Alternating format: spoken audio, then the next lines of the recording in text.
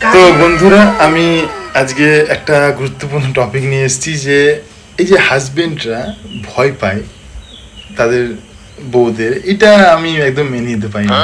আমি আমার কলিগদের দেখেছি যে আমাদের কলিগরা বা আমার ফ্রেন্ড সার্কেলে সবাই দেখেছি একটা বেশ ভয়ের ব্যাপার, বাতাবরণ।